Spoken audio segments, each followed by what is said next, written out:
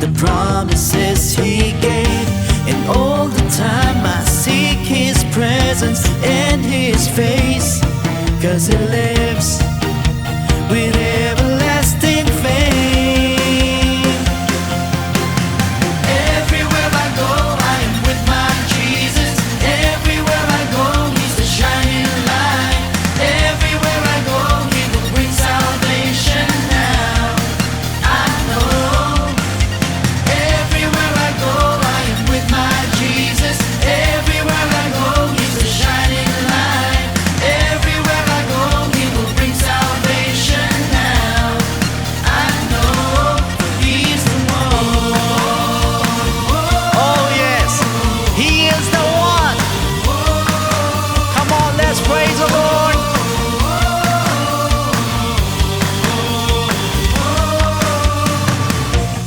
He gives grace to those who pray. Never be afraid. He's the potter, I'm the clay. He will hold my faith. And all the time I seek His presence and His face, 'cause He lives with everlasting fame. All together now. Everywhere I go, I am with my Jesus. Everywhere I go, He's a shining light. Everywhere I go, He will bring salvation now. I know. Everywhere I go, I am with my Jesus. Everywhere I go, He's a shining light. Everywhere I go, He will bring salvation now. I know, for He's the one.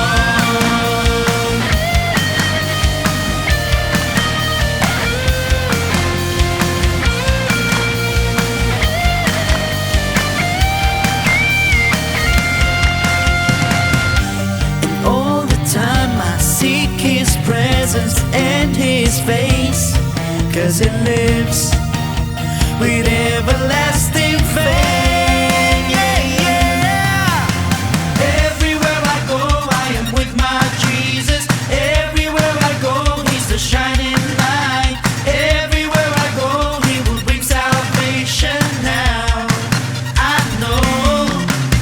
Everywhere I go, I am with my Jesus. Everywhere I go, He's a shining light. Everywhere I go, He will bring salvation now. I know. Everywhere I go, I am with my Jesus. Everywhere I go, He's a shining light. Everywhere I go, He will bring salvation now. I know, for He's the one. Hallelujah. He's the one.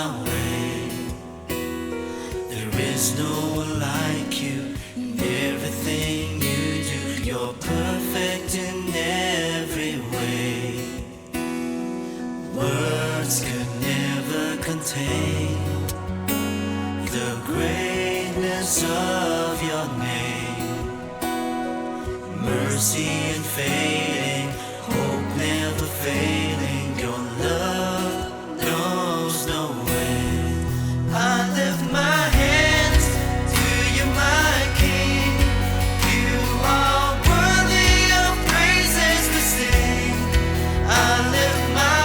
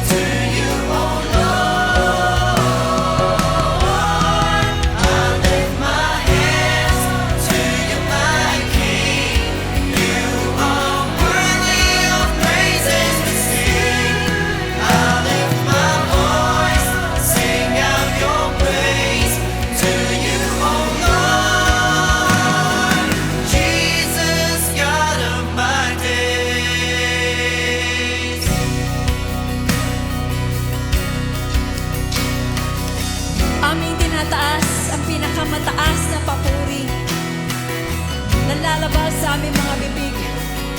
Ang papuri na sinisigaw na yung mga anghel. Ang papuri na nagsasabing hallelujah. The highest praise. The highest praise. Tinataas ka namin, aming Panginoon. Dakilang Diyos ng kaligtasan. How excellent is your name in all the earth. Hallelujah. Hallelujah.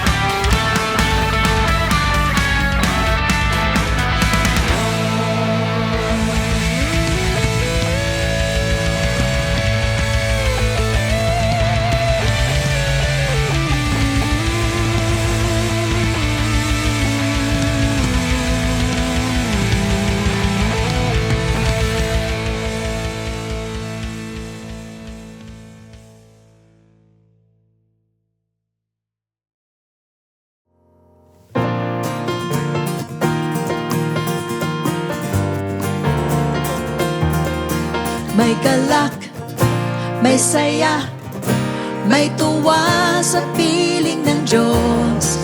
Sapagkat hirap ng puso ay naglalaho. May awit, may sayaw, at papuri para sa Diyos.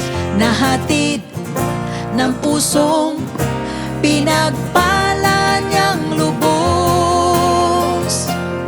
Handog niya ay kapayapaan, handog niya ay kagalakan, handog niya ay kalakasan sa bawat pusong napapagal. Kaya't ang awit ng papuri, awit ng pasasalamat, at ang awit ng pagsamba ay para lang sa Kanya.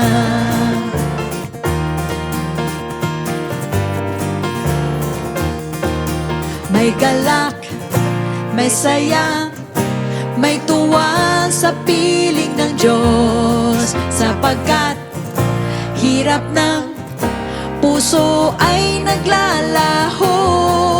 May awit, may sayaw at papuri para sa Diyos na hatid ng pusong pinagpala niyang lubos.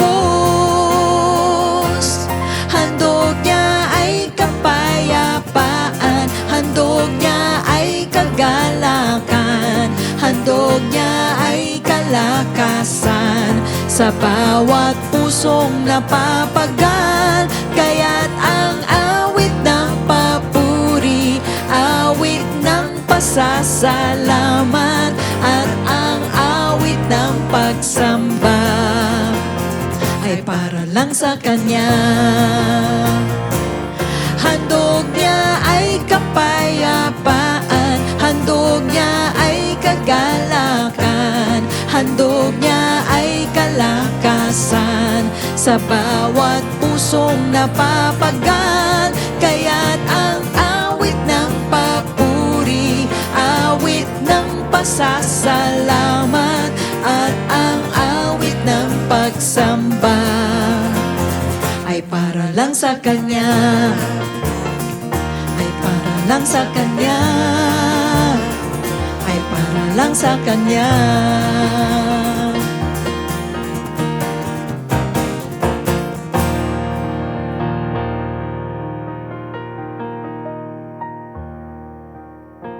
Magandang gabi po sa ating po lahat. Maraming salamat po sa Lord for this wonderful night. On behalf of our beloved Bishop Lou and Pastor Norma Santos, welcome po sa ating pong General Bible Study. So ngayong gabi, the knowledge we have about the fig tree will branch out to another important message po na nagmumula po sa ating pong Panginoon. Kaya bago po tayo magsimula, tayo po muna yung manalangin, yuko natin ang ating pong mga ulo, pikit po natin ang ating pong mga mata. Amang banal na nasa langit, pinupuri ka namin, dinadakila ka namin, at patuloy kami po'y nagpapasalamat sa iyo. Thank you for this opportunity once again to study your word. Lord, create in us a clean heart, ready to accept and live by the wisdom that you will teach us tonight. Bless each and every one of us na nakatutok po. Ganun din po yung mga nasa biyahe pa lamang po. Gabayan at ingatan niyo po sila at ang bawat isa po sa amin, Panginoon. Muli sa iyo po lahat na kadakilan at kapurihan. In Jesus' name, Amen.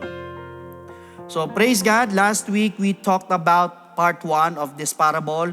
We learned about the characteristics of the fig tree. Natutunan po natin yan at kasama po dyan yung pong foundational principles behind this parable na related po yan sa Israel at saka sa church. So tonight, as we continue, let's talk about part 2. What if death comes first before the signs of the times? So naisip na po ba natin yun?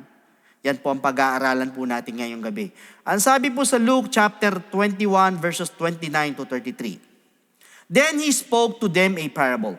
Look at the fig tree and all the trees. When they are already budding, you see and know for yourselves that summer is now near.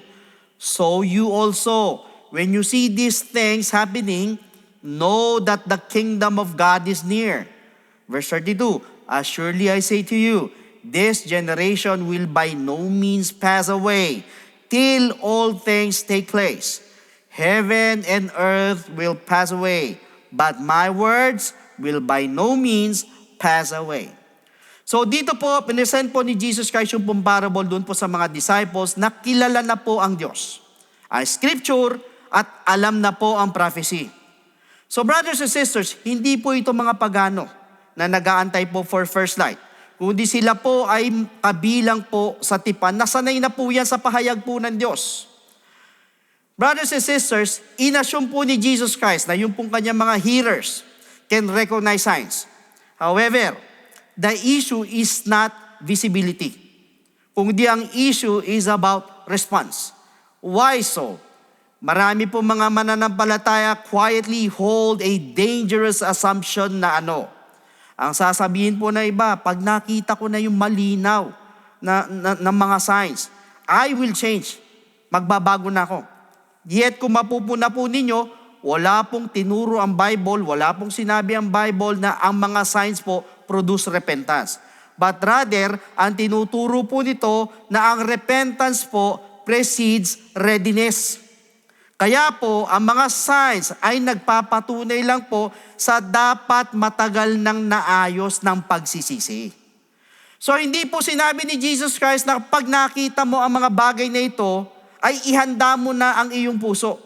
But rather, sa Luke chapter 21 verse 31, ang sabi niya po rito, when you see these things, know. Ibig sabihin, knowing is expected. Obedience is assumed. Kaya nga po napakatindi po ng babala po sa Hebrews chapter 3 verse 15. Ang sabi rito, while it is said, today, if you will hear His voice, do not harden your hearts as in the rebellion. So yung pong salitang today, it confronts procrastinated obedience. Tandaan po natin, ang boses po ng Diyos is not merely informational, kundi ito po ay isang transformational. So keep in mind na yung pong paulit-ulit na exposure, pero wala namang responde, wala namang response, ay hindi po nangangahulugan na nagpapalambot po ng puso. Rather, pinatitigas niya po ito. In which sinabi po ni Apostle Paul sa Romans chapter 2 verse 4, or do you despise the riches of His goodness, forbearance, and long-suffering, not knowing that the goodness of God leads you to repentance? Meaning to say, yung pong pinakaugat na suliranin po ng parable na ito is therefore deeply personal. Kaya nga po ang tanong po sa atin, papaano kung hindi pa po dumating ang end of the world bago tayo mamatay? Or dili kaya papaano pag hindi pa po kaagad tumunog ang trumpeta or hindi pa po nag-rapture before death knocks? Tandaan po natin mga kapatid, hindi po ginagarantiyahan po ng Bible na ang mga tao po ay mabubuhay para makita po yung pong katuparan po ng mga propesiya. Instead, ang sinasabi po ng Biblia po sa atin sa Hebrews chapter 9 verse 27, and as it is appointed for men to die once, again, to die once, ang sabi, but after this, the judgment. So, ibig sabihin, death does not wait for signs to reach full intensity. Hindi po mag-iintay po ang kamatayan na lumala pa po ang mga senyales bago po ito dumating. Ang problema po kasi, kung minsan para po sa iba, ang death daw po sa kanila is the end time event. However, pinaigting po ni Jesus Christ ang katotohanan na ito nung nagbigay po siya ng babala sa Matthew 24 verse 44. Basahin po natin. Therefore, you also be ready, for the Son of Man is coming at an hour you do not expect. Sa madalit salita, readiness is not reactive, kundi it is cultivated. Or ang pagiging handa po ay hindi po basta reaction lang, kundi ito po ay pinaghahandaan at hinuhubog po yan. So, the fig tree then ay hindi lang po ito tungkol sa katapusan po ng panahon, kundi it is about the end of opportunity. And I just want you to know na to delay repentance while waiting for clearer signs is not faith. Hindi po pananampalatayan. Ano yan? It is presumption. O yung pong pagpapaliban po ng pagsisisi habang naghihintay sa mga mas malinaw na senyales ay hindi po pananampalataya. Ito po ay kayabangan. Kaya dahil dito po ay kinompronta po ng parable ang bawat inform na mananampalataya ng isang nakakapukaw po na panawagan. Ano po yan? Respond while it is still called today. Tumugon ka na habang tinatawag pa tayong magsisi. So moving forward, in Matthew chapter 24 verses 32 to 35, now learn this parable from the fig tree. When its branch has already become tender, pag ito'y lumambot na, yung mga sanga nito, and puts forth leaves, nagkaroon ng dahon, you know that summer is near. So, you also, when you see all these things, know that it is near, at the doors. As surely I say to you, this generation will by no means pass away till all these things take place. Heaven and earth will pass away, but my words will by no means pass away. Ganyan din po yung parallel niya po sa Luke 21. So dito po, inintroduce po ni Jesus Christ yung pong fig tree bilang isang prophetic teaching tool. Na hindi po isang mystery symbol, bagkos isa pong familiar po yan na illustration. In fact, nagtuturo po yung fig tree po ng discernment sa pamamagitan po ng nakikitang pagbabago. In what way? Leaves represent recognition. Bakit po? Kasi sila po ay mga visible indicators na may bagay na nagsimula. Ano pa? Yung pong tender branches signify proximity. So signify na yung pong mangyayari ay hindi na po malayo or no longer distant. At yung pong summer represents inevitability. Ibig sabihin, hindi po maiiwasan, hindi po mapipigilan. So kung ano po ang sinisignal, ano po sinesenyas, ito po ay darating po talaga. Thus, sinabi po ni Jesus Christ sa Luke 21 verse 31, so you also when you see these things happening, know that the kingdom of God is near. Sa makatuwid, ignorance is not assumed. Discernment is expected. Hindi po tinatanggap ang kamangmangan, kundi inaasahan po ang tamang pag-unawa at pagsusuri. Yan po ang inaasahan sa atin. Brothers and sisters, yung pong choice ni Jesus Christ sa fig tree ay sinadya po yan. It is common, lumalago throughout Israel. It is visible na nag-aalok po yan ng mga unmistakable signs. It is seasonal, following an ordered pattern. And most of all, it is predictable. Kaya wala pong nagugulat pag sumunod po ang tag-init sa tagsibol. In the same way, God's redemptive acts at yung kanyang paghukom unfold ayon po sa pinahayag po ng mga pattern. Hindi po bilang randomness, which aligned naman po sa prophetic principle ng Amos chapter 3 verse 7. Ang sabi po rito, surely the Lord God does nothing unless He reveals His secret to His servants, the prophets. Sa madaling paliwanag, God does not judge without warning. Kaya nga ang sabi niya, unless He reveals His secret to His servants, the prophets. Kaya makikita po natin ito sa 2 Peter chapter 2 verse 5. Before the flood, Noah preached righteousness. Gayon din sa Luke chapter 19 verses 41 to 44. Before Jerusalem fell, Jesus wept and warned. Gaya po ng sinabi po sa Joel chapter 2 verses 30 to 31. So accordingly, before the day of the Lord, signs are given. So to simply put, revelation precedes reckoning. Or yung pong pagbubunyag or pagpapahayag po ay nauuna sa paghuhusga. Kaya matindi po yung babala po ng parable na seeing signs does not equal being ready. Hindi po ibig sabihin nakakita po tayo ng senyales, ng mga signal, ay ready or handa na tayo. As Jesus later cautions this sa Matthew chapter 24 verse 42. Kaya nga po, let it be known na ang knowledge po pagdating po sa mga signs, ay kailangan po magdulot ng pagiging alerto or alisto. At pagsunod po, hindi po ng pagpapabaya. Sa katunayan, pinagdiinan po ito ni Apostle Paul sa 1 Thessalonians chapter 5 verse 6. Therefore, let us not sleep, ang sabi niya, as others do, but let us watch and be sober. Sa makatuwid, the fig tree then does not merely inform the mind, kundi it tests the heart. Sinusubukan po ang puso. Ibig sabihin, alam mo man ang panahon pero hindi ka naman naghahanda, ito po'y kahangalan.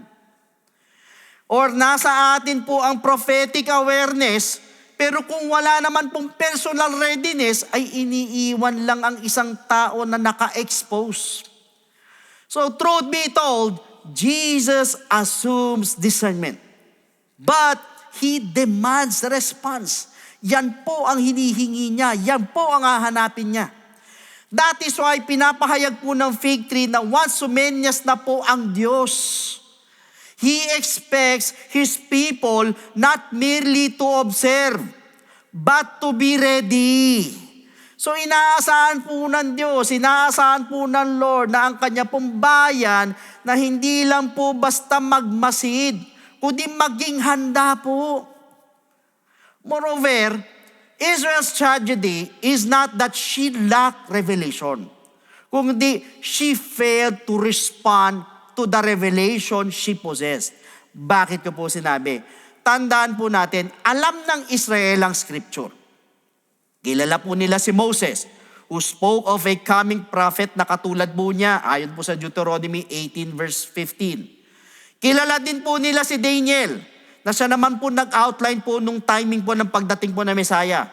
More so, kilala din po nila yung po mga propeta who foretold both the sufferings and the glory of Jesus Christ sa Isaiah chapter 53 at sa Micah chapter 5 verse 2. So kung tutusin, wala pong kamatch po ang Israel pagdating po sa biblical literacy. Wala po sa kanilang uubra kung tutusin. Yet, nung dumating po si Jesus Christ sa Jerusalem, ang sabi niya po sa Luke chapter 19 verse 42, saying, if you had known, ulitin ko, if you had known, even you, especially in this your day, the things that make for your peace, but now they are hidden from your eyes. Hence, the issue was not the absence of signs, but missed visitation. How come?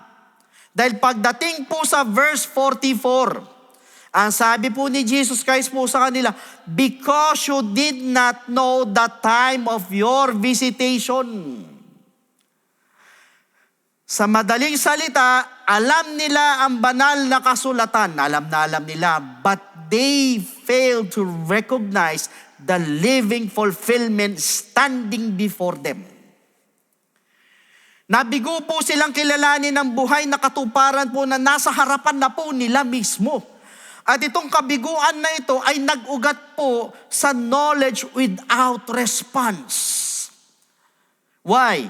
Marami po kasi ang nag-aantay ng mas malinaw na signs. Yun ang problema, naghahanap pa ng iba pang signs. Humingi pa sila ng iba pang mga prueba or pinagpaliban po nila yung pong pagsisisi hanggang sa maging ayon po sa kanilang inaasahang Messiah. Pero ang sabi ng Matthew 12:39, an evil and adulterous generation seeks after a sign. Mga kapatid, Jesus confronted this mindset repeatedly. Paulit-ulit niyang kinumpronta. So masasabi natin na yung pong paghahanap po ng karagdagan po ng ebidensya ay nakakubli po ng mas malalim na problema. Na a heart unwilling to yield. At yun po ang mabigat. As Isaiah had foretold sa Matthew 13:15, this people's heart has grown dull.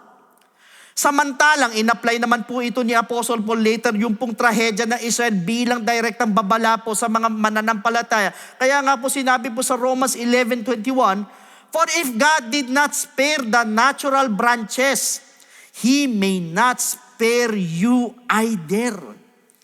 Kung yung natural ng mga sanga, hindi niya in-spare, how much more tayo na idinuktong lang. Mga kapatid, ito po ang sabi niya sa mga tao grafted into God's covenant. Take note, hindi po ito sinabi sa mga unbelievers, but to those who now stand by faith.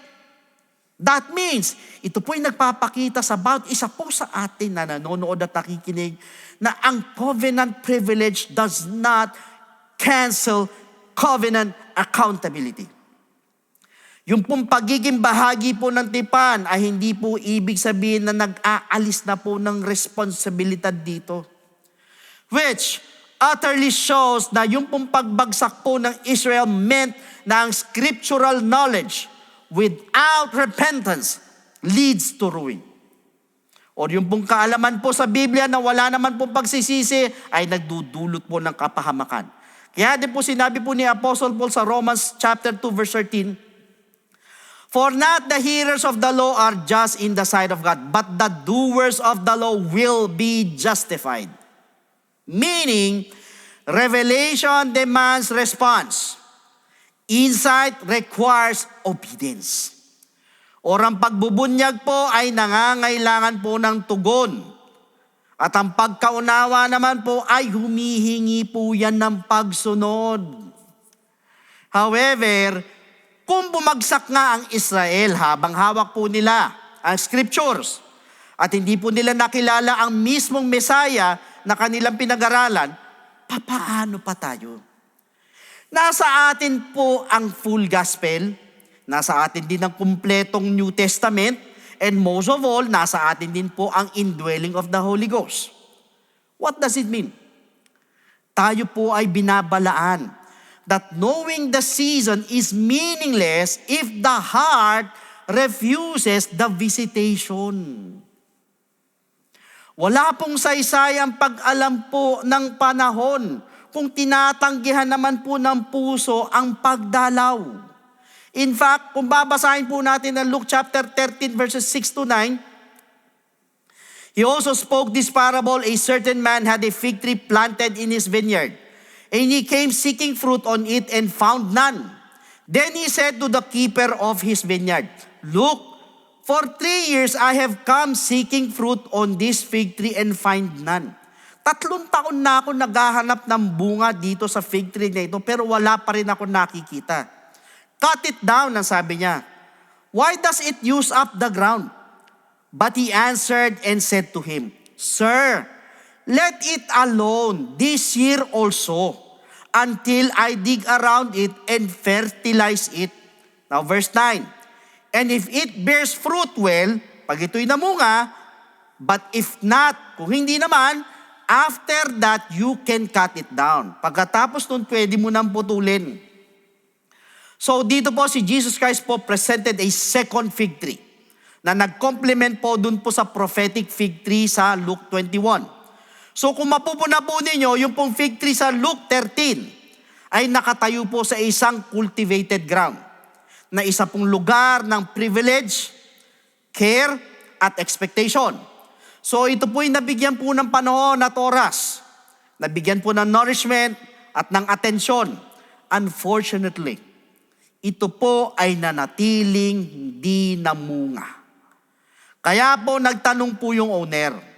Ang sabi niya, ang tanong niya, "Why does it use up the ground?" Bakit pa nito ginagamit yung lupa? Sayang lang, hindi naman namumunga. Mga kapatid, kung titignan po natin sa covenant terms, ang hindi po nagagamit at napapakinabangang biyaya ay nagiging sanhi po yan ng pag-alis or pagtanggal. Kaya po sinabi po sa Matthew 7:19, "Every tree that does not bear good fruit is cut down and thrown into the fire." So therefore, ano po ibig sabihin? Fruitlessness is not merely disappointing, kundi it is dangerous. Napakadelikado.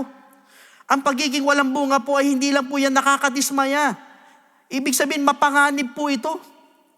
While, finrame naman po ni John the Baptist yung pong pinaka-urgency po nito sa Luke chapter 3 verse 9. Ang sabi rito, "And even now, the axe is laid to the root of the trees."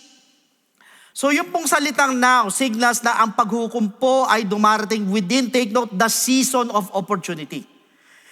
Hindi po pagkatapos nitong dumaan. Apparently, sa Luke 13 verse 8, "Let it alone this year also." Ito pong talatang ito ay nagpapahayag po ng mercy nung nakiusap po siya na huwag munang putulin ang fig tree. Ngunit ito rin po yung nagpapakita ng hangganan po nito.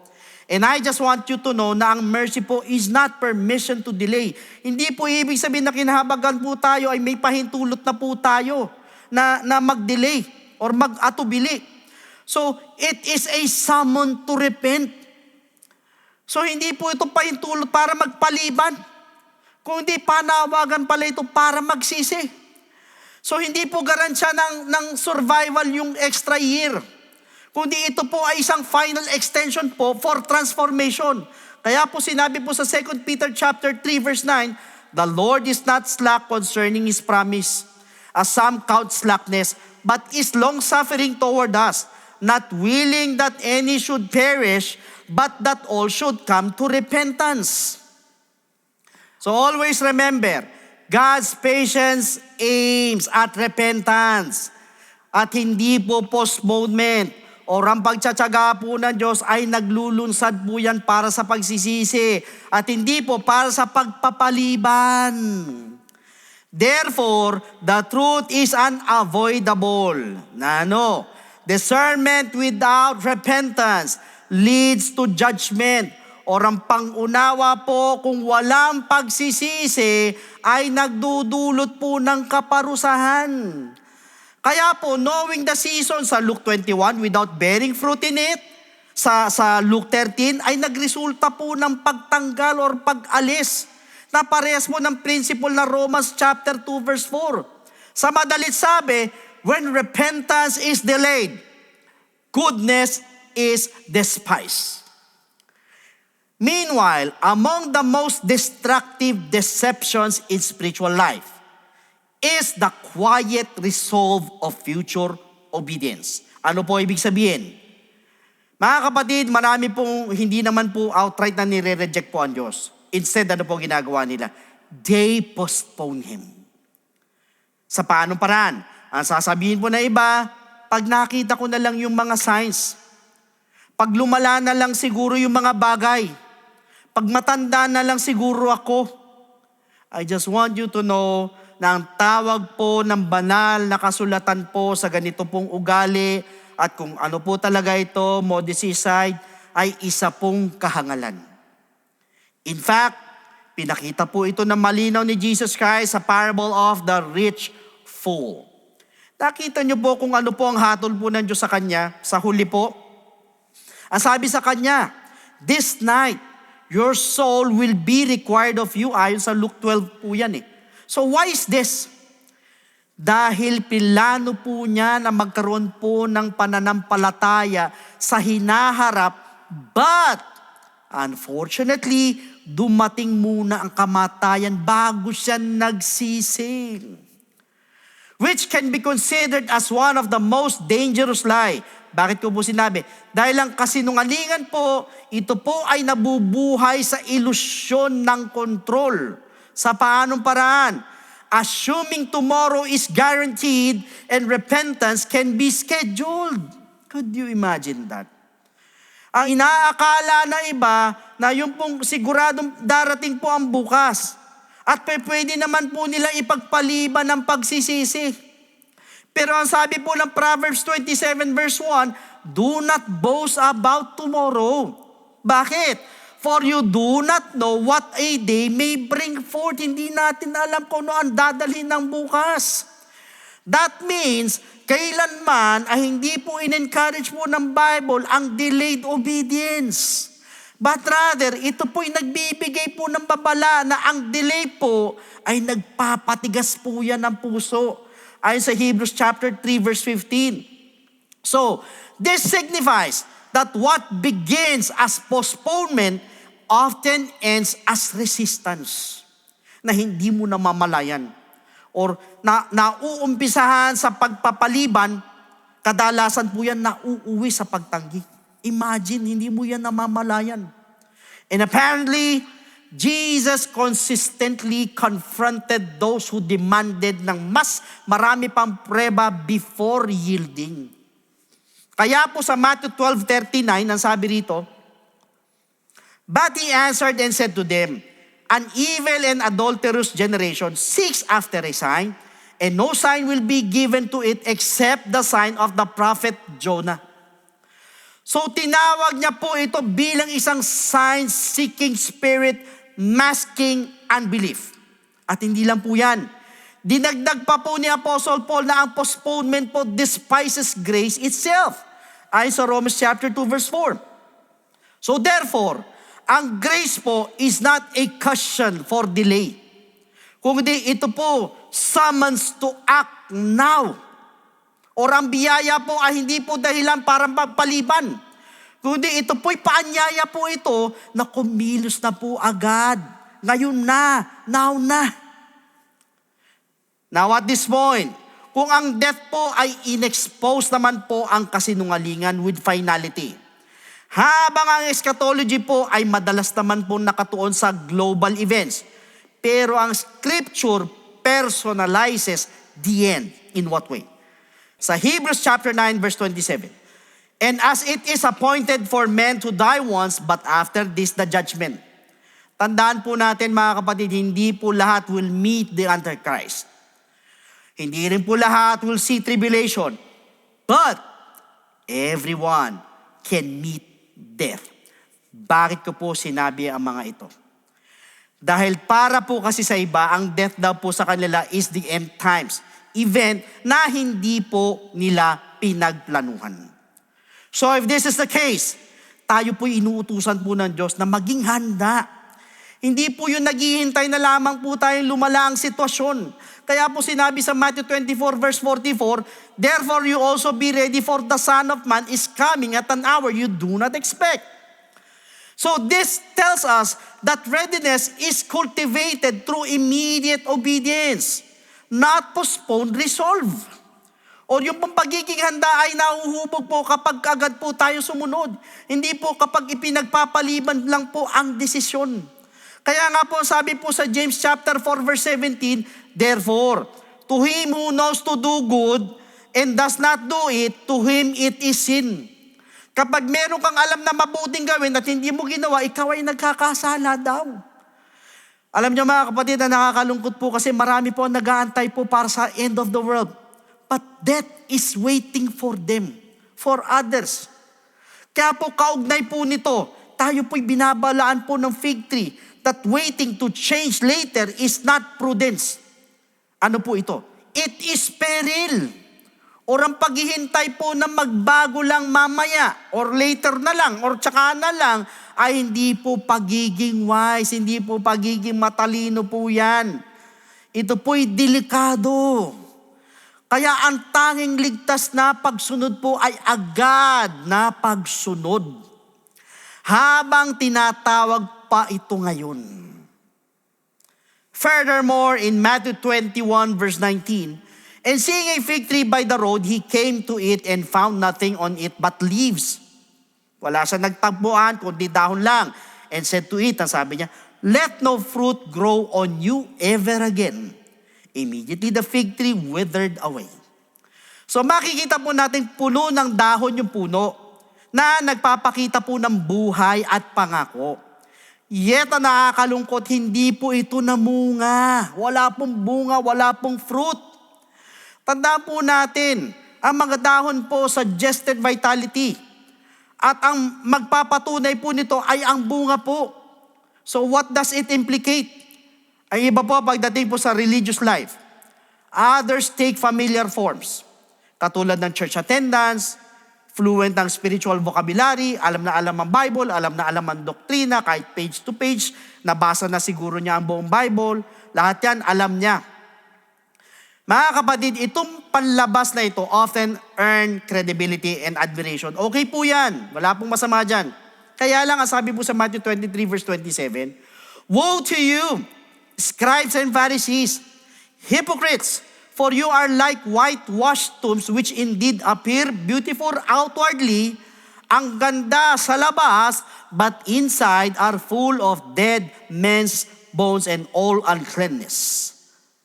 Ano po ang sinasabi ng talata? Dito po binabalaan po ni Jesus Christ na ang panlabas po na anyo can conceal inner barrenness. Ano po ibig sabihin? Maaaring ang mga dahon po ay kayang dayain po ang mga tagapagmasid. Kayang-kaya. But not the one who searches the heart. Pero ang fruit, by contrast, is what satisfies God. Is what satisfies who searches the heart. At dinefine po ng Bible consistently ito pong moral at transformational terms na ito, katulad po ng repentance sa Luke chapter 3 verse 8, gaya ng obedience sa Romans chapter 6 verse 22, gaya din ng holiness sa Galatians chapter 5 verses 22 to 23, at ng life conformed with Jesus Christ sa Romans chapter 8, verse 29.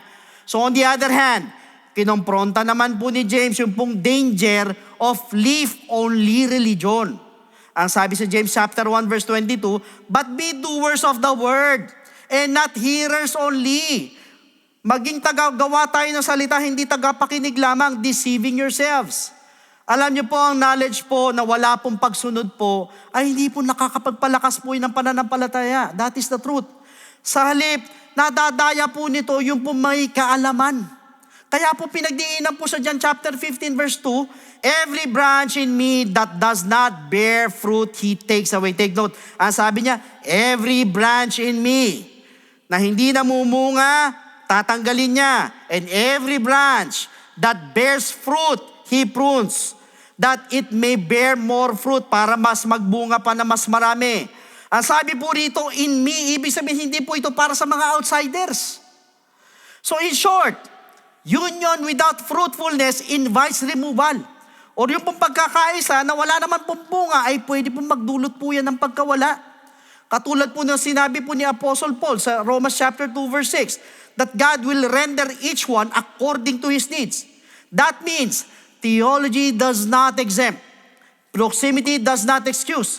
Kahit na alam pa natin ang theology, pero hindi po ibig sabihin na kinakansela po nito yung pong pananagutan or accountability. At ganyan din po ang pinahayag po na Lord sa Luke 12:48. Ang sabi rito, from everyone who is given much, much will be required. Hence, leaves may signal activity, but fruit proves life. Sa makatuwid, yung pong fig tree ay tumatayo po bilang isang salamin po yan sa bawat mananampalataya po who knows God. Nakilala po ang Diyos. Remember, God is not impressed by leaves.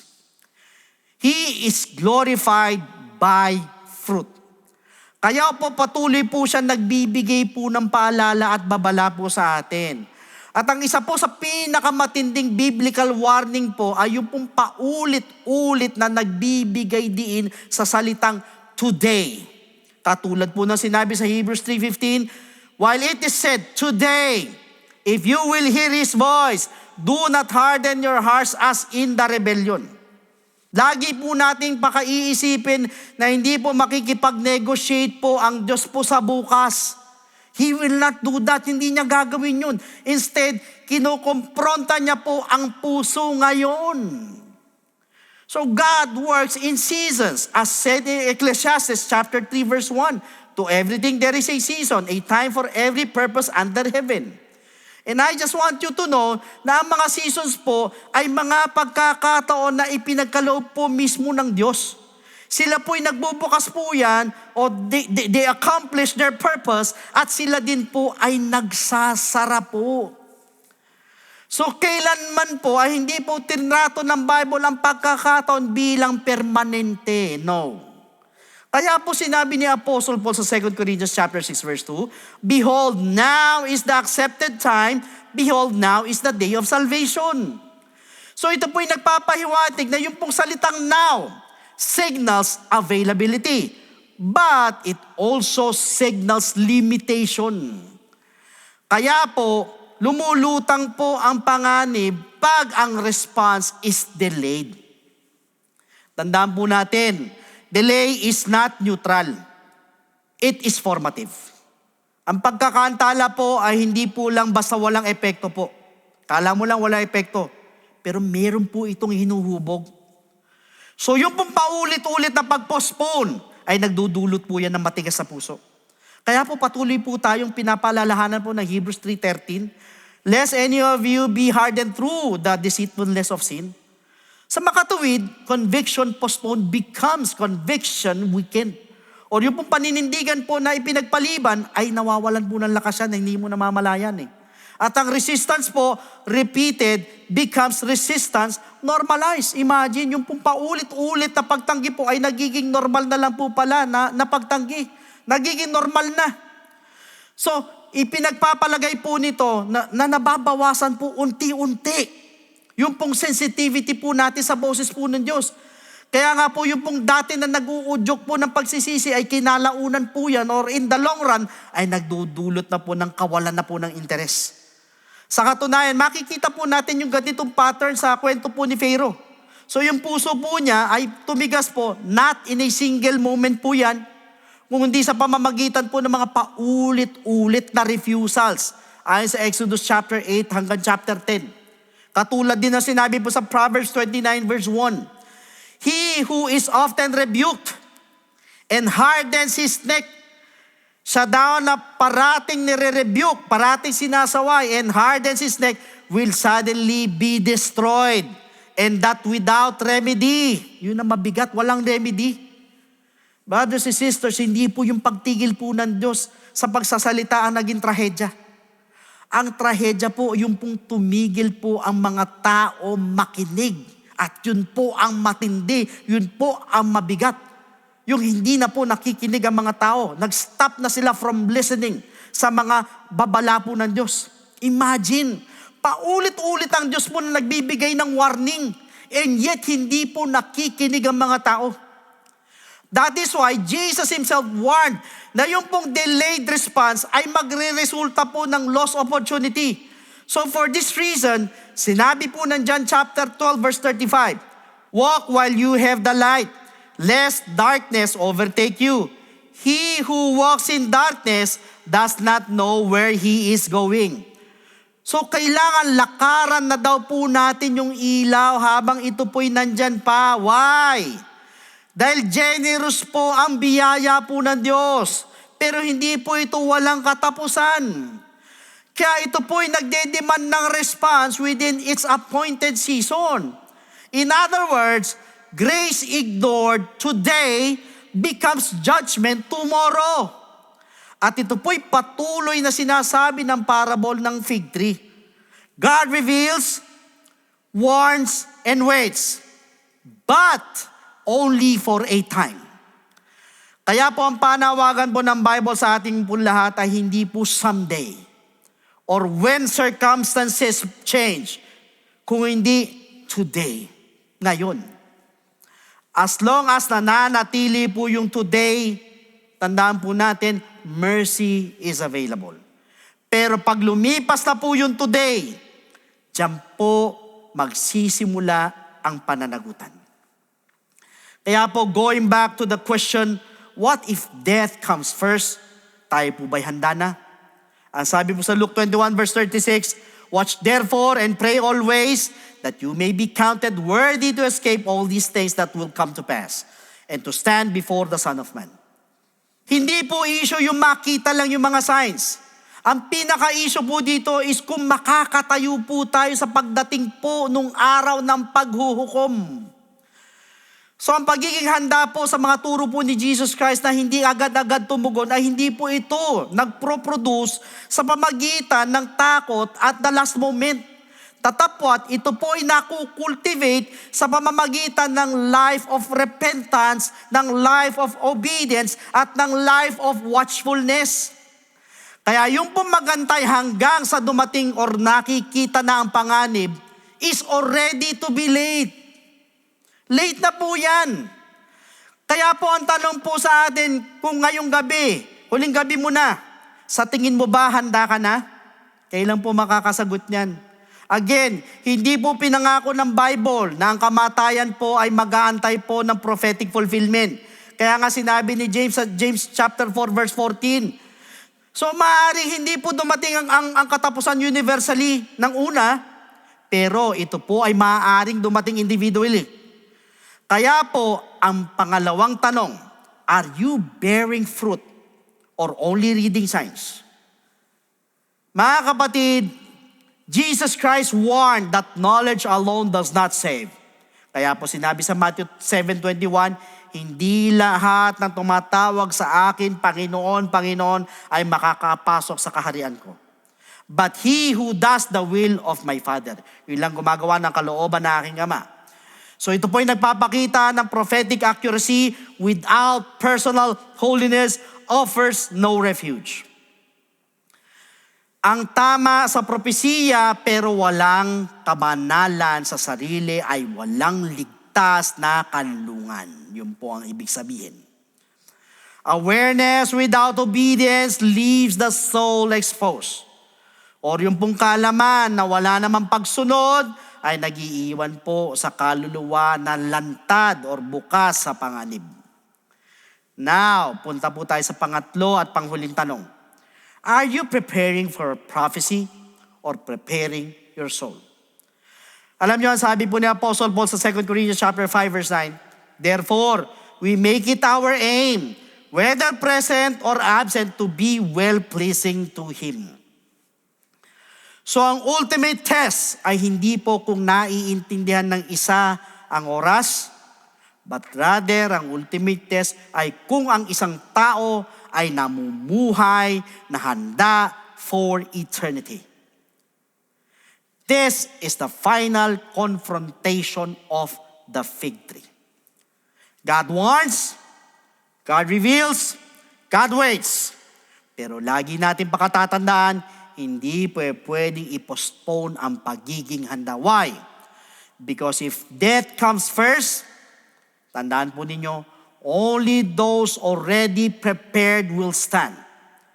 Thus, patuloy na nanatili ang utos ng Diyos. Watch, pray, and live ready now. So at this moment, bilang pagtatapos, allow me to share with you a simple story tungkol po sa isa pong farmer who owned a fertile land. Mataba po yung lupa na pag-aari niya, consistent din po yung pag-ulan, tama din po ang panahon or ang season. Kaya lang po, ito pong farmer na ito ay patuloy pong dinedelay po yung pong paghahanda sa pag-ani.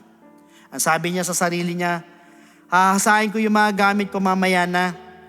Gagawin ko yung mga storage pag nakita ko ng hinog na talaga yung mga tanim. So meron pa namang oras eh. Pero isang gabi, alam niyo po ano po nangyari? Wala pong warning, wala pong babala. Dumating ngayon ng isang hindi inaasahang taglamig. Kaya nung umaga, ano nangyari? Nasira lahat ng kanyang pananim. Samantalang, maganda naman po yung lupa, mataba yung lupa niya. Totoo, tama naman yung mga binhi. Tama din yung panahon niya. Ano po ibig sabihin nito? The loss did not come from bad soil. It came from delayed readiness. Katulad ng fig tree, merong soil, andun yung care, binigyan din ng panahon. Ang kulang po nito was fruit in season. At ganyan po ang ibang mananampalataya. Some assume na dahil tunay ang biyaya po ng Diyos, guaranteed pa ang oras. Pero hindi po kasi pinangako po ng Bible ang unlimited seasons. Ang pangako po nito was appointed times. So tayo po'y binababalaan po ng Lord na ang bunga po is expected within the season. Hindi pagkatapos po nito. At ang kamatayan po, ang madalas pong taglamig or yelo that comes without warning. So ano pong ibig iparating po nito? God will not ask if you intend to bear fruit. Hindi po magtatanong ang Diyos dyan. Ang tatanungin sa atin, what the season produce. In other words, do not wait for clearer signs. Wag na. Sufficiente na yung mga signs na binigay ng Lord eh. Do not wait for the world to end. Wag na po tayo maghintay. Dahil ang world po natin may end first. Nakikita na po natin yung nangyayari sa paligid. Hindi po imposible. Do not wait for death to come. Because after death comes judgment. Tandaan po natin, ang tawag po ng Diyos is always present tense. Seek the Lord while He may be found. Alalahanin po natin yung fig tree.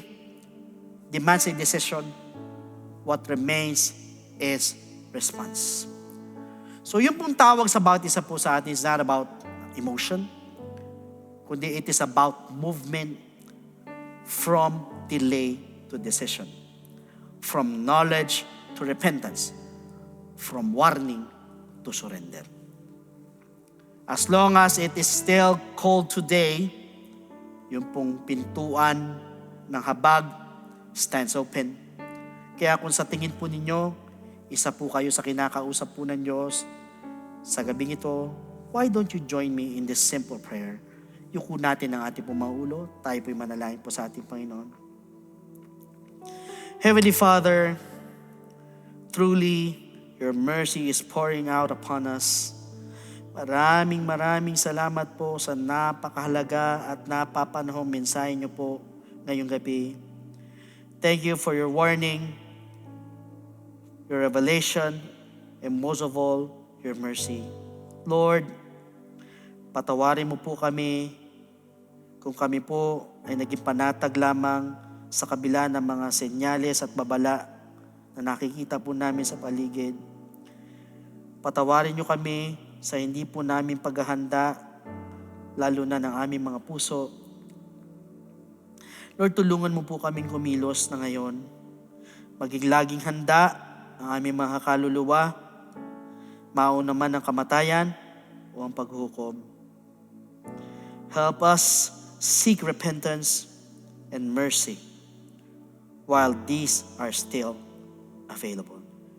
Muli, sa iyo po lahat ng kadakilaan, sa iyo po lahat ng kapurihan. In Jesus' name, Amen.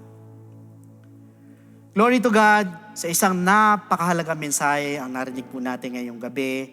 So hindi po para schedule po ang pag-aasikaso po ng ating pong kaligtasan.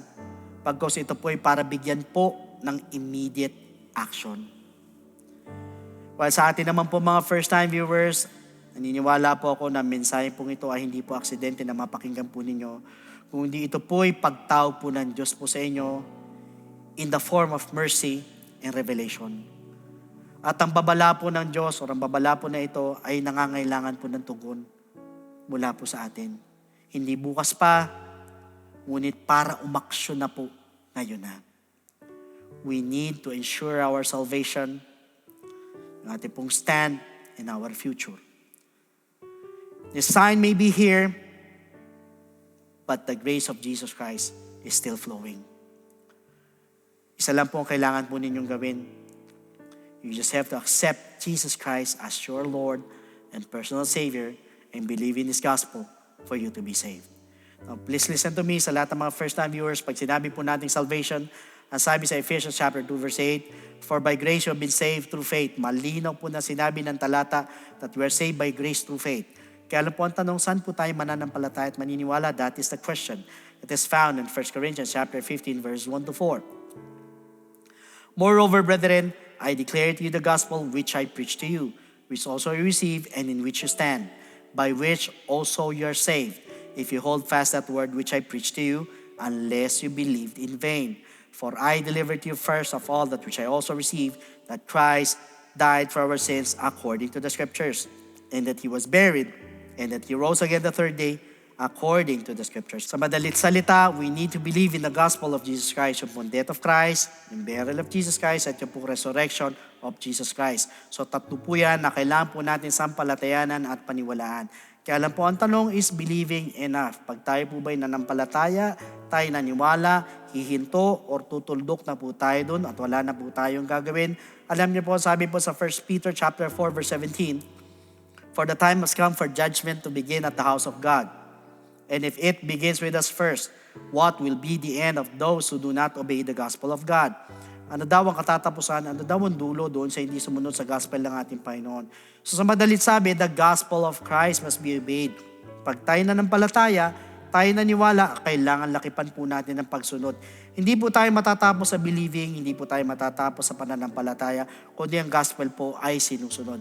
Kaya lang po, another question is this, how will you obey? It is found in the book of Acts chapter 2 verse 38. Then Peter said to them, repent, and let every one of you be baptized in the name of Jesus Christ for the remission of sins, and you shall receive the gift of the Holy Spirit.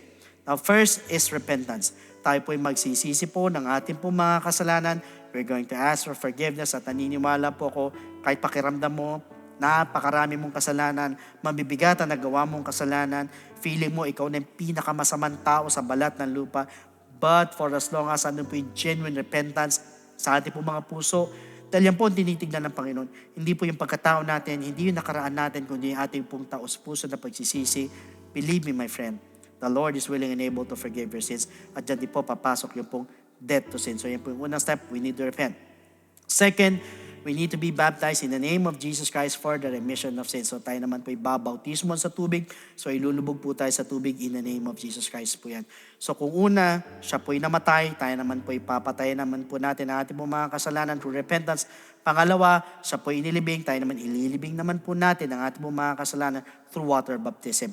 Ang sabi po sa Romans chapter 6 verse 4, therefore we were buried with Him through baptism into death, that just as Christ was raised from the dead by the glory of the Father, even so we also should walk in newness of life. Sa madalit sabi, we need to be baptized in the name of Jesus Christ for the remission of sins. And take note that water is a type of the blood of the Lamb that takes away the sins of the world. Hindi po ito pag-aalis po ng dumi ng katawan, kundi ito po ay pag-aalis po ng ating pong mga kasalanan. So ito yung pangalawang step, we need to be baptized in the name of Jesus Christ. Now, the third step is we need to receive the gift of the Holy Spirit. Ang ating Panginoon ay nabuhay na magmuli. So, dyan naman po papasok ang ating transformation, ating pong regeneration. Sa madalit sabi, tayo'y mababago na po na nabanggit po sa Romans 8:11, kaya hindi po sa Titus chapter 3, verse 5. In fact, once we receive the gift of the Holy Spirit, we're also receiving power. Power saan? Sa lahat ng mga first-time viewers, aminin nyo man hindi, lahat tayo may kahinaan. Kung minsan, binipilit natin magbago 1, 2 buwan. In fact, baka nakailang New Year's resolution na tayo. Pero bakit ganon? Gusto mong alisin yung mga bisyo, for example, or bad habits, bad attitudes, pero bumabalik ka sa dati. Bakit? Kasi sarili lang po natin. But you know what? Once you receive the gift of the Holy Spirit, yan po yung sinasabi nating power. Power saan? Power to overcome all our weaknesses. At yan din po yung magpapaalala po sa atin para makasunod po sa kalooban po ng ating Panginoon. So take note, ito po tatlong bagay nito kailangan magana po sa atin. First, we need to repent. Second, we need to be baptized in the name of Jesus Christ for the remission of sins.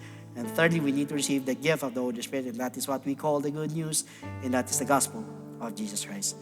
So at this moment, sa lahat po ng mga first-time viewers, kayo po inaanyayahan ko na habang nandyan pa po ang mercy, nandyan pa po ang biyaya ng Panginoon, ito po yung tamang oras para tanggapin po siya.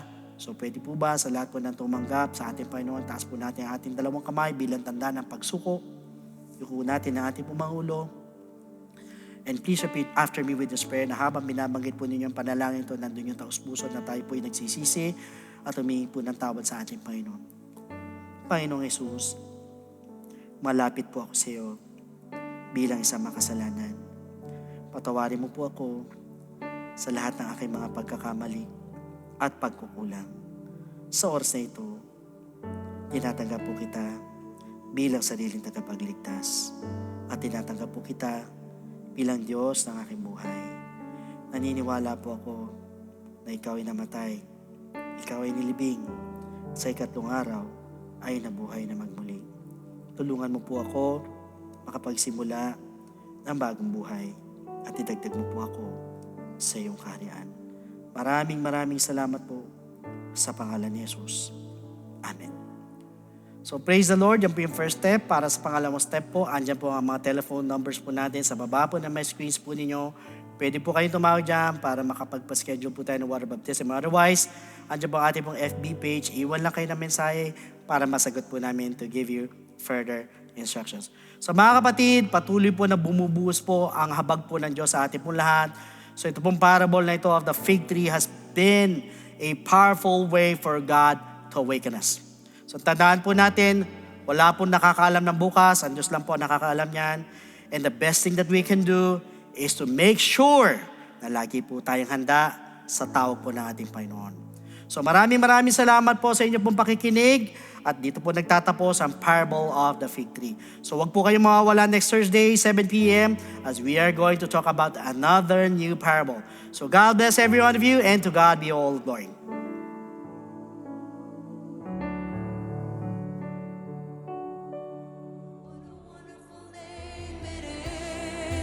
What a wonderful name it is, the name of Jesus Christ, my King. What a wonderful name it is, nothing compares to this. What a wonderful name it is.